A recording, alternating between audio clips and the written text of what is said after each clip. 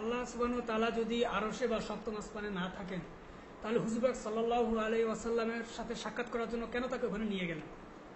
অনেক ভাই এই প্রশ্নগুলো করে থাকেন, এই প্রশ্নটি এক্ষেত্রে আপনি কি বলবেন?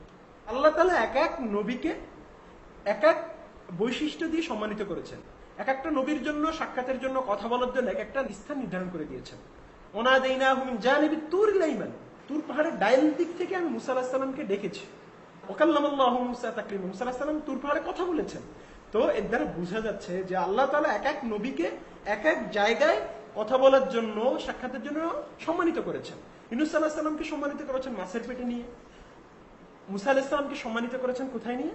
তুর পাহাড়ে নিয়ে। রাসূল সাল্লাল্লাহু আলাইহি ওয়াসাল্লামকে সম্মানিত করেছেন মিরাজে নিয়ে। তো এভাবে রাসূল সাল্লাল্লাহু আলাইহি ওয়াসাল্লাম এই হাদিস দিয়ে বুঝালেন যে এক এক নবীকে এক এক পদ্ধতিতে সম্মানিত করেছেন, একটাকে আরেকটার উপর তুলনা করা দরকার নেই। তার মানে আমরা যে জিনিসটা বুঝতে পারলাম যে হুজুর পাক সাল্লাল্লাহু আলাইহি ওয়াসাল্লাম যে মিরাজে গেলেন, এ দ্বারা আল্লাহ সুবহানাহু ওয়া তাআলা উপর আছেন এটা সাবিত হয় না এইভাবে যে মুসা আলাইহিস সালাম তো তুর পাহাড়ে দেখা করতে গিয়েছিলেন, তার মানে এটা তো সাবিত হয় না আল্লাহ তাআলা তুর পাহাড়ে আল্লাহ তাআলা রয়েছেন। এটাও একটা বিষয়। হ্যাঁ, আপনাকে আরেকটা দলিল আমি দিতে পারি, স্পষ্ট দলিল, যে ইব্রাহিম আলাইহিস সালাম যখন ফিলিস্তিনের উদ্দেশ্যে গিয়েছিলেন তখন বলছেন যে ইন্নী যাহিবুন ইলা রাব্বি, নিশ্চয় আমি আমার প্রভুর দিকে যাচ্ছি।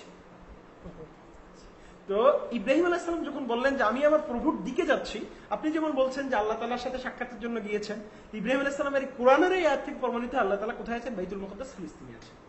কারণ সাক্ষাতের জন্য হ্যাঁ, যাচ্ছেন। সেখানে আমি আমার প্রভুর দিকে যাচ্ছি, প্রভুর দিকে যাচ্ছি। তো প্রভু যদি সেখানে না থাকেন তাহলে কেন গেলেন?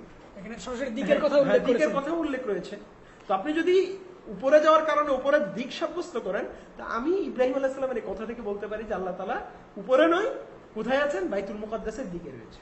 ওনাদের কথা অনুযায়ী, হ্যাঁ, ওনাদের লজিক অনুযায়ী এটা বলতে পারি আমি, কিন্তু আমরা তো এটা বলি না। জি, অবশ্যই আমরা এটা বলি না যে আল্লাহ সুবহানাহু ওয়া তাআলা কোন নির্দিষ্ট স্থানে রয়েছেন। আমরা সবসময় বলি যে আল্লাহ তাআলা বিদ্যমান রয়েছেন, আল্লাহু মাওজুদুন বিলা মাকান। আল্লাহ তাআলা স্থান থেকে পবিত্র অবস্থায়, দিক থেকে পবিত্র অবস্থায়, পশ্চিম পূর্ব সব দিক থেকে পবিত্র অবস্থায় আল্লাহ তাআলা বিদ্যমান রয়েছেন। আল্লাহ এক্সিস্ট উইদাউট এনি প্লেস।